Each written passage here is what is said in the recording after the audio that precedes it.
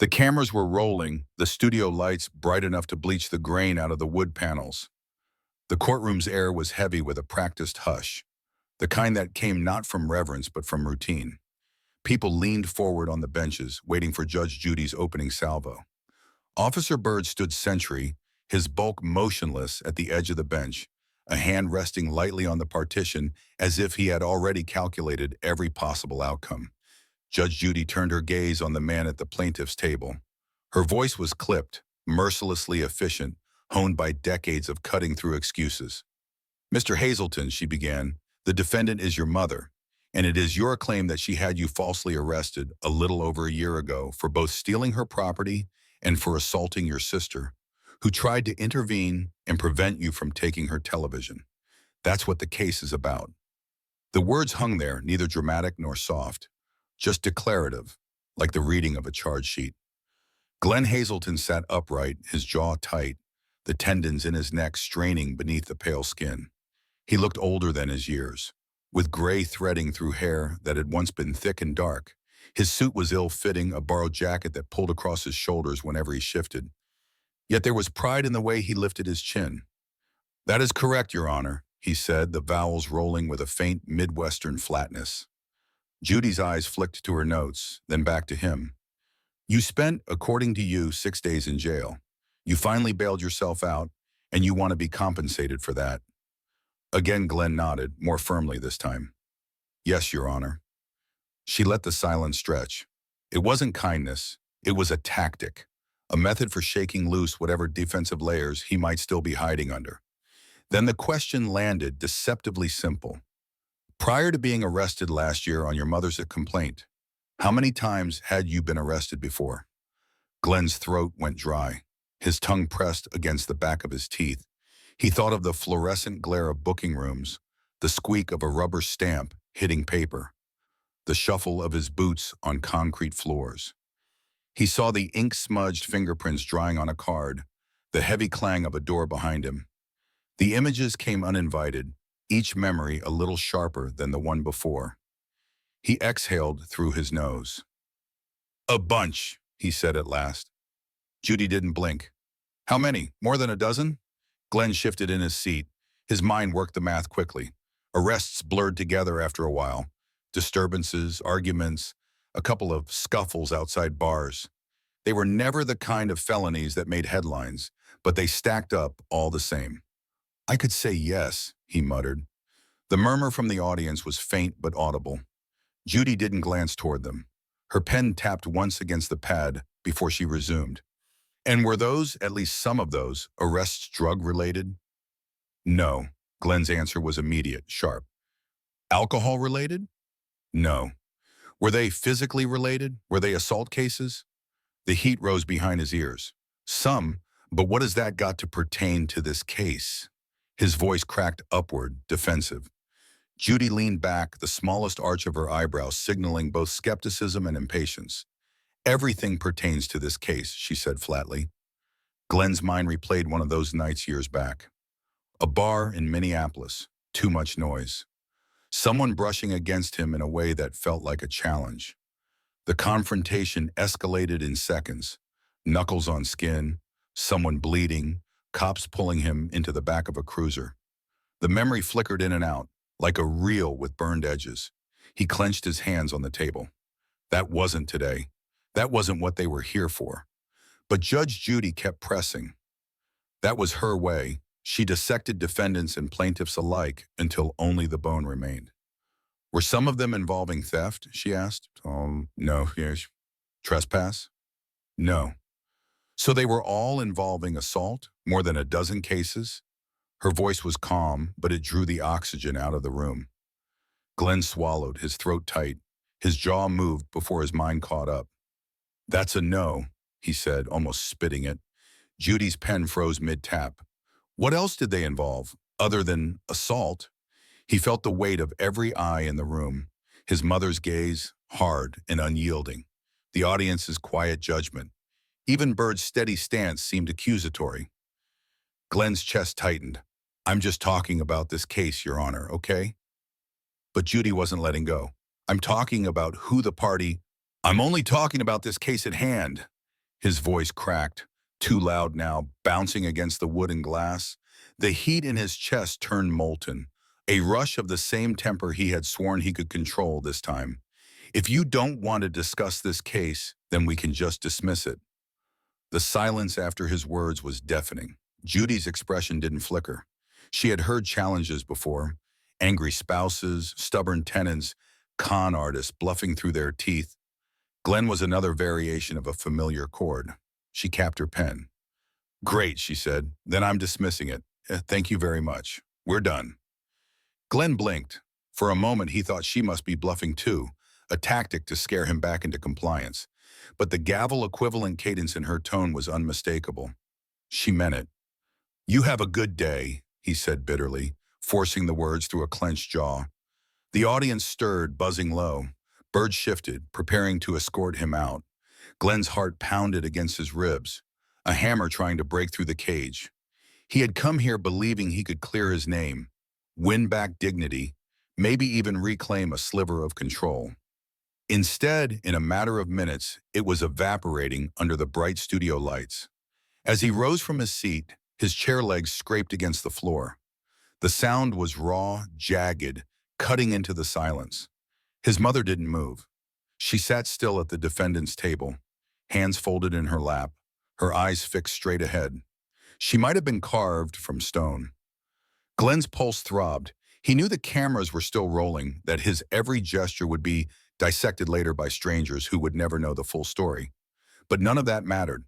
The dismissal rang in his ears louder than the applause that sometimes followed other cases.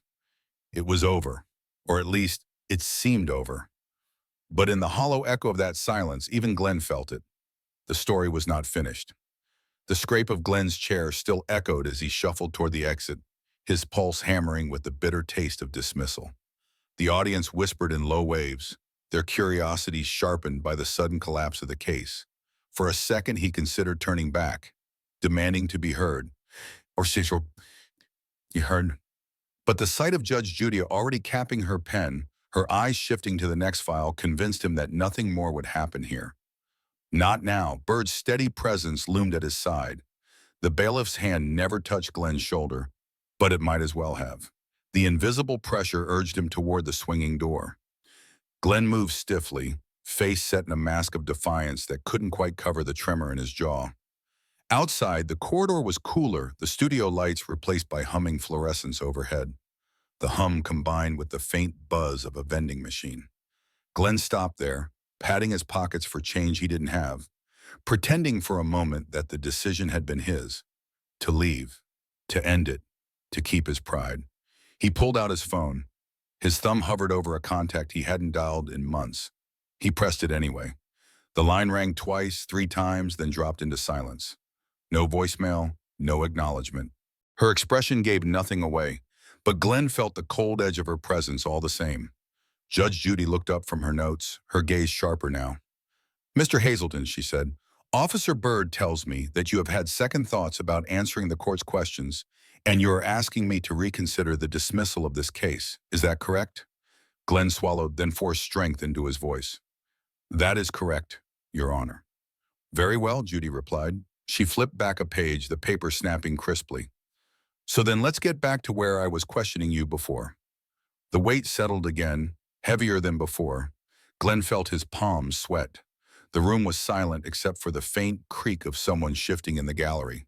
According to your answers previously, Judy said, her tone like a scalpel, you've been arrested at least 12 times, none involving drugs. Is that correct? Glenn's lips parted. This was the corner he had tried to dodge earlier. Now it was waiting, sharper than ever. That is correct. None involving alcohol? That is correct. None involving burglary? That is correct. None involving theft? He shook his head. That is correct. All involving assault? A pause. He could feel every gaze in the room drilling into him. The words scraped his throat as it left. That is correct. 3 times. The narrowing of Judy's eyes was imperceptible but real. She pressed further. So, of the more than 12 times you've been arrested, it was as a result of either temper or a mental illness, if it wasn't drug or alcohol related. Which is it? Glenn's chest rose and fell, his jaw clenched.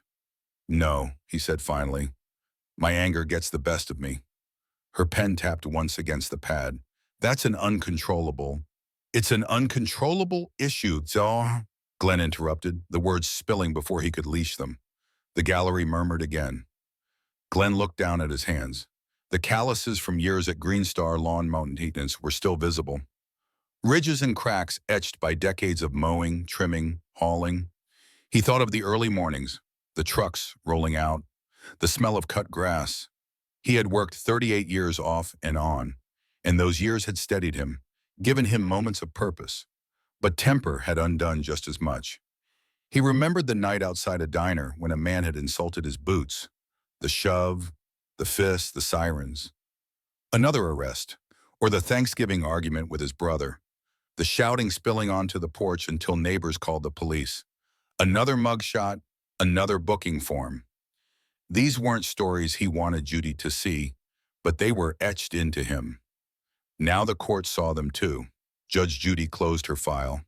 Very well, she said. Her voice was steady, the verdict not yet written. Let us be clear, Mr. Hazelton. You are asking this court for compensation. 6 days spent in jail and the cost of bail. Glenn nodded quickly. Yes, Your Honor. I want to be reimbursed for what I lost. $2,500 out of my pocket. This court, Judy said, is not a criminal appeals forum. We are here for civil claims between parties. The question before me is whether you can prove your mother caused those losses wrongfully. Glenn pressed his palms together. She accused me. She made the call. She put me there. That, Judy said, is what we will test. The words tightened around him like a vice. The case was alive again, but so was the scrutiny. Every misstep in his history, every flash of temper, would be weighed now against the claim of innocence. Pride battled fear in his chest. Pride demanding he stand tall. Fear whispering he would be painted as nothing more than a lifelong aggressor.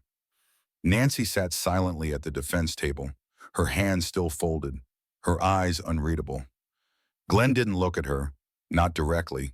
He couldn't. Judge Judy leaned forward. We will turn next to the events of May 5th and 6th, 2015, the night in question. The courtroom held its breath. Glenn felt his pulse quicken. He knew the story he wanted to tell, but he also knew how easily Judy could slice through it. His anger, his uncontrollable issue, and was about to face its sharpest test. The courtroom air thickened after Glenn's blunt confession. He had said it without hesitation. My anger gets the best of me. And the words seemed to linger, echoing against the paneled walls. Judge Judy leaned forward slightly, her eyes narrowing, a hawk sighting its mark. Well, she said, her tone both skeptical and precise, it's an uncontrollable issue, Glenn cut in, his voice carrying more desperation than authority. The gallery rustled faintly, the way people do when they recognize the pulse of drama. Judy didn't glance toward them.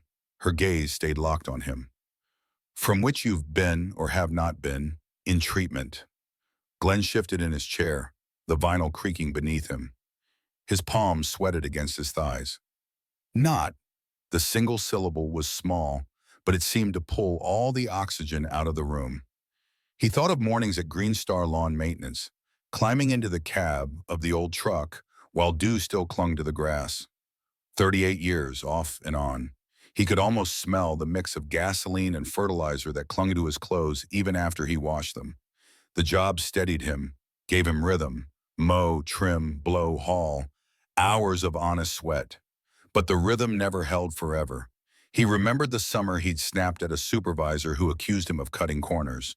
The man had barely raised his voice, but Glenn's had shot through the lot like a cracked whip. Within seconds, he was nose to nose with his boss, fists trembling at his sides until 2 coworkers pulled him back.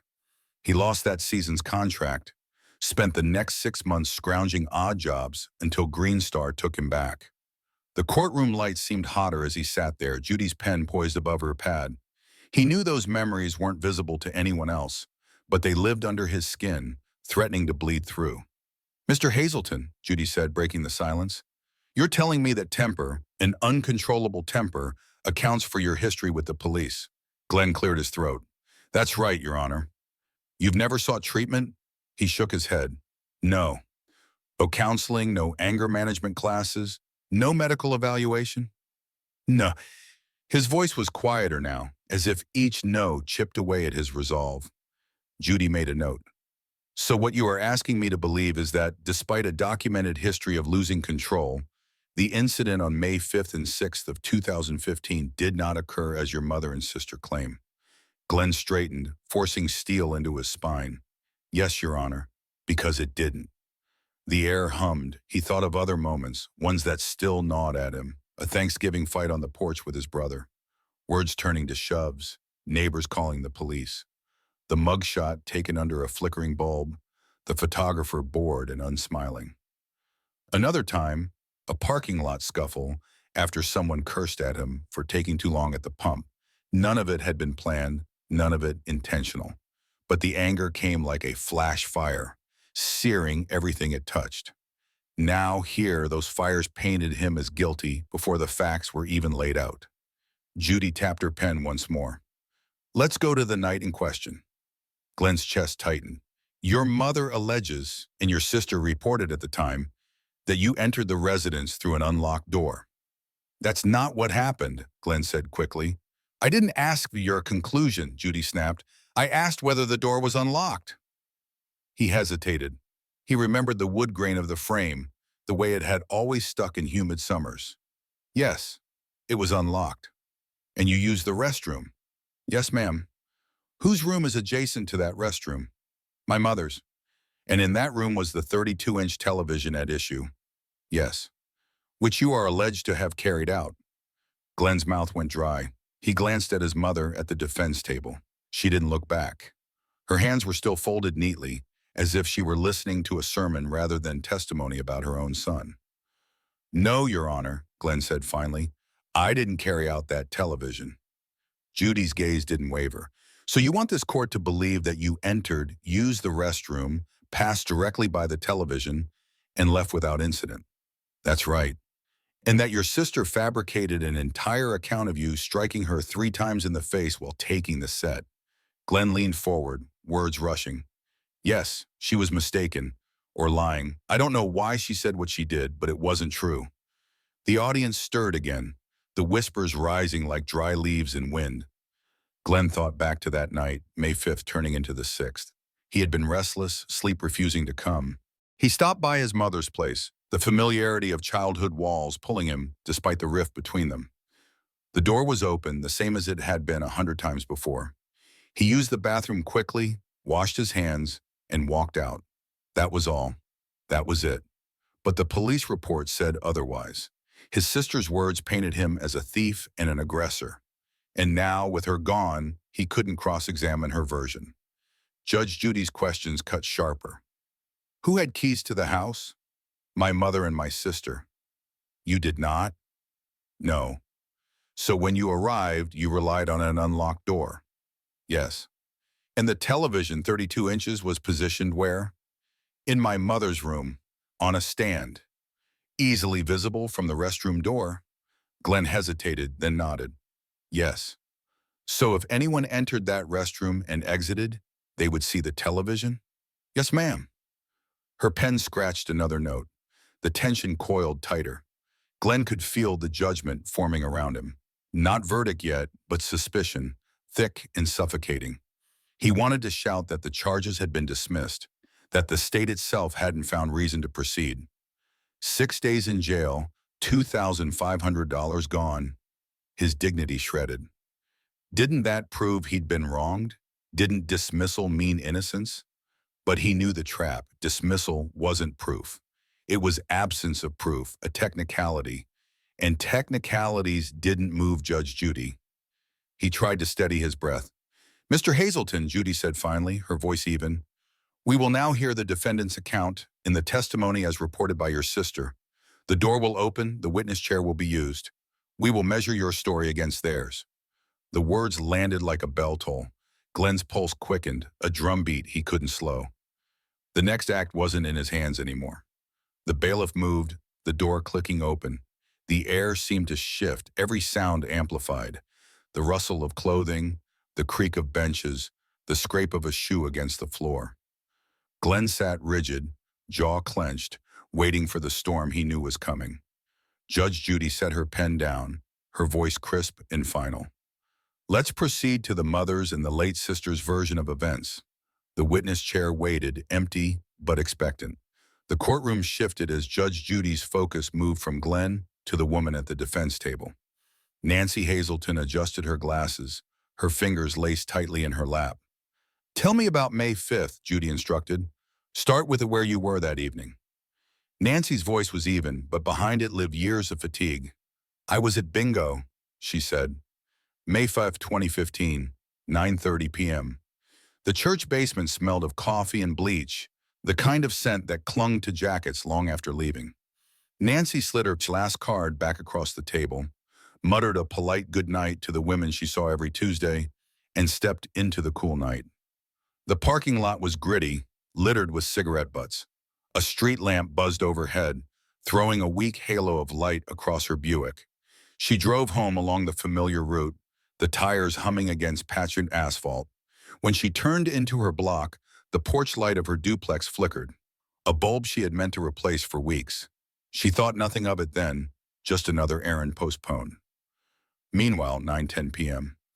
Inside the house, her daughter sat curled on the couch with a paperback resting face down on her lap.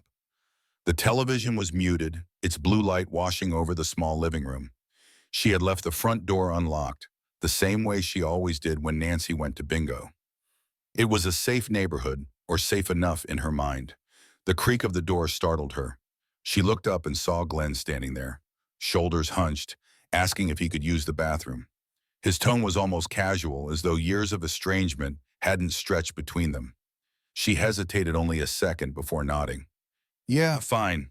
He walked down the hall past Nancy's bedroom. She listened to the sound of water running, the flush, the door opening again.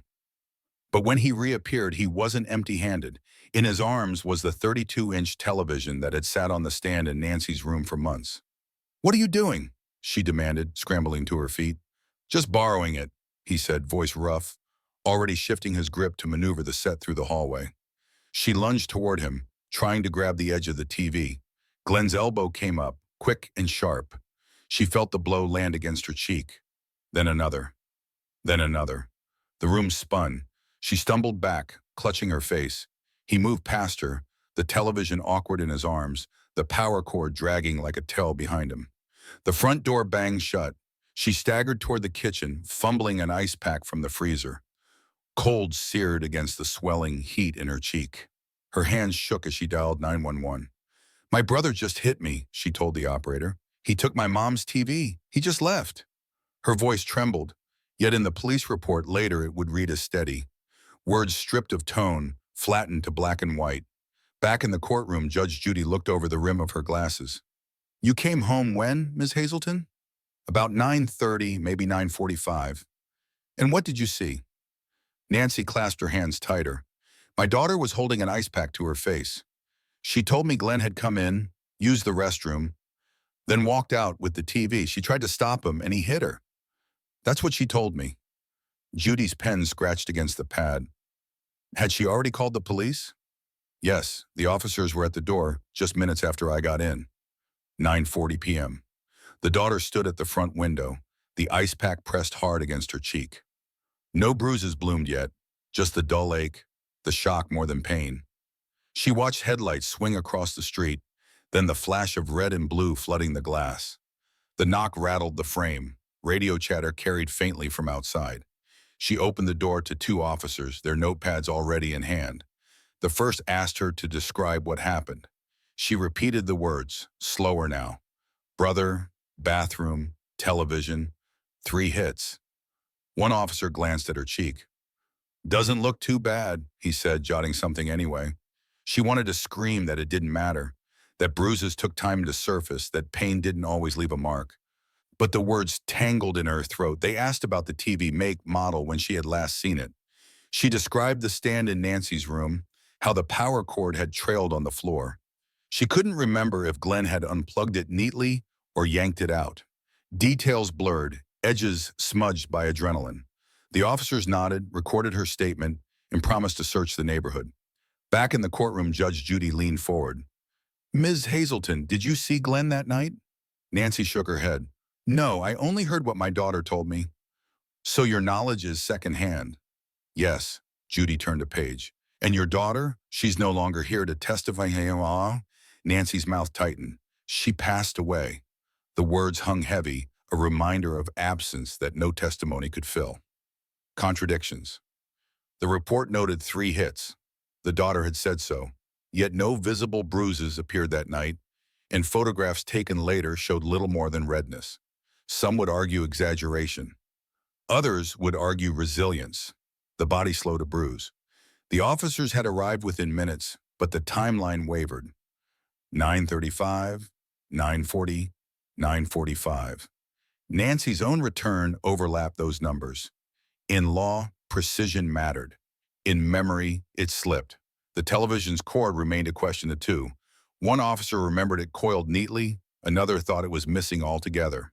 Small inconsistencies, but one's defense attorneys would seize upon. Nancy's memory, May 5th, 2015, 9:45 p.m. She had barely set her purse on the counter when the knock came. The house smelled faintly of frozen peas, the ice pack her daughter clutched. Nancy asked what happened. The answer came in a rush. Glenn, bathroom, television, 3 hits. Then the uniforms filled the doorway, their pens scratching lines she couldn't read. The night folded in on itself, details flattening into paperwork. Courtroom present, Judge Judy capped her pen. "We will move now to the police report. Officer Bird, bring it forward." Bird crossed the floor, the paper rustling in his hand. He placed it on the bench. Judy scanned the first page, her lips pressing into a thin line. The audience shifted, sensing the pivot, from domestic squabble to official record. She looked back at Glenn. "The officers who arrived described you as uncooperative. They noted a spit hood, isolation placement. We'll get to that. But first, we will mark the report as central." Her pen scratched again, the form number precise in her voice. The chain of custody began on paper. The night's close outside the Hazelton house. The squad car's lights painted the walls in pulses of red and blue. Neighbors stood on porches, arms crossed, whispers threading through the night. Inside, an officer noted the time, 12:20 a.m., May 6, 2015. The sound of a pen on a clipboard was steady, methodical. A line, a date, a signature. The domestic world of unlocked doors and family tension had now become evidence. Transition. Judge Judy folded the report closed with a soft thud. "We will examine the officer's account next, their observations, their handling, and what they documented. Mr. Hazelton, prepare yourself." The bailiff shifted, the witness chair waiting. The courtroom settled into silence, the anticipation thick as concrete. The ink on the page was still the loudest sound in the room. The police report began with a timestamp, 00:20 hours, May 6, 2015. The handwriting was cramped, the ink uneven, as if the officer had been leaning against a cruiser hood in poor light. Beneath the header, the narrative began in staccato fragments. Subject located, subject uncooperative, use of spit hood required. The report was more artifact than story, but between the lines lived the night Glenn Hazelton could never shake.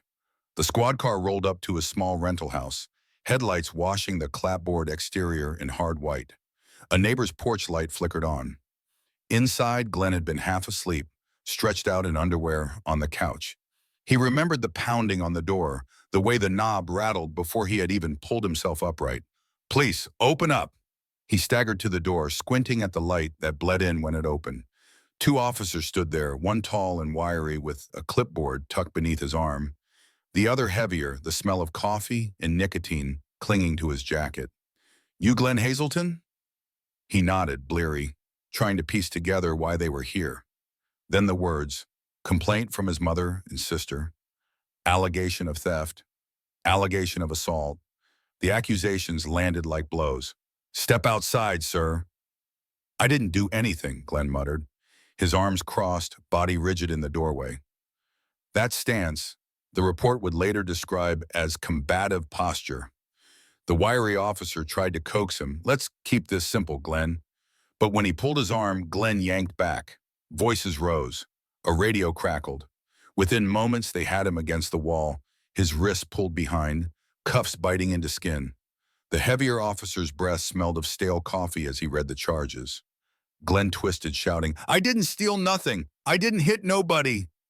His spit flew, flecking the officer's sleeve. That detail, too, made the report. Subject placed in spit hood for officer safety. The words were clinical, detached, but Glenn remembered the nylon mesh forced over his face, the taste of dust, the panic in his throat. Subject transported to Hennepin County Jail, placed in isolation due to continued resistance. The report moved on briskly, but the memory slowed. The slam of steel doors, the fluorescent glare that never dimmed, the concrete cot cold against his back. Booking. His name spelled wrong on the first line. Hazelton with 2 L's. A smudge of ink blurred the date. His fingerprints rolled across a card, the black paste clinging under his nails. He tried to tell the officer he worked for Green Star, that he had steady employment, that he wasn't some drifter, but the man behind the desk just nodded mechanically, stapling another form. The cell swallowed time. Meals arrived in trays that smelled faintly of disinfectant and starch. He paced, he lay down, he pressed his palms against the cinder block walls. 6 days, his mind ticked through them one by one, the hours elongated by monotony. When bail was finally arranged, $2,500, he signed the papers with a pen that barely worked. Each stroke cut against his pride. Now, in court, he relived it all in his defense. His words weren't verbatim. They spilled out in waves, a mixture of anger and wounded dignity. "I wasn't high, not on anything. They ripped me out of bed in my underwear. You think anyone would stay calm for that? I was arrested for a crime I did not commit. My mother said I took a TV. My sister said I hit her. None of it was true. And the charges? Dismissed. Not by a judge, not after some trial, but by the state itself. They knew it wouldn't hold, Yet I spent 6 days in a cage. I paid $2,500 I didn't have. I could have gone after her for punitive damages. But I came here for what's fair." His voice cracked on that last word. He swallowed hard, forcing his chin high again. The audience rustled, sympathetic in parts, skeptical in others. Judy sat impassive, hands folded over her notes. Her response was measured, practiced. "Mr. Hazelton, this court is for civil claims. To prevail, you must prove your mother acted wrongfully in a way that caused your loss. The difficulty is this: her report to the police was corroborated by your sister. She told officers you entered through an unlocked door, used the restroom, and exited with a television. She alleged you struck her 3 times. Whether or not charges were dismissed later, her statement formed a reasonable basis for the complaint." Glenn shook his head. "She lied." Judy continued, voice firm. "The court cannot assume that. And with your sister deceased, there is no testimony for me to weigh against the report. What remains is a set of contradictions. 3 hits alleged, no visible bruising, a television supposedly carried out, yet not recovered. A mother who did not see the act, but repeated her daughter's account. And your own history of arrests involving altercations. This is not a criminal trial, but credibility matters here too. You have not met your burden." Her pen tapped once, finalizing the thought. "Your case is dismissed, Mr. Hazelton. You have no claim against your mother." The words dropped like stones. The sound in the courtroom was a low thrum, the scrape of chairs, a cough in the gallery, birds' faint shuffle. Glenn sat motionless, his jaw tight. For weeks he had imagined this moment differently. Vindication, repayment, at least acknowledgement that he had been wronged. Instead, it ended in a phrase so brief it barely lasted a breath. "We're finished," Judy said. The cadence was as practiced as a gavel strike. The hallway outside was colder than the courtroom. Glenn stepped into it, his footsteps hollow against the linoleum. A vending machine buzzed nearby, the same machine he had paced before during the recess. He thought about buying a soda, then remembered he had no change. Nancy walked out minutes later, her purse clasped close. She didn't look at him. He didn't look at her. Years of silence had calcified into this, two figures leaving opposite doors of the same storm. The TV, he thought bitterly, a 32-inch rectangle of glass and plastic. The totem that had dragged them here, but not really. The object was just the spark. The fire had been burning for years, anger, mistrust, the weight of every fight before this one. He pressed his palm to the cool cinder block wall, closed his eyes. The sister who might have clarified it all was gone, her absence heavier than her presence had ever been. The dismissal would follow him like another record, another line on paper. In the silence of the hallway, he wondered if he had ever truly stood a chance.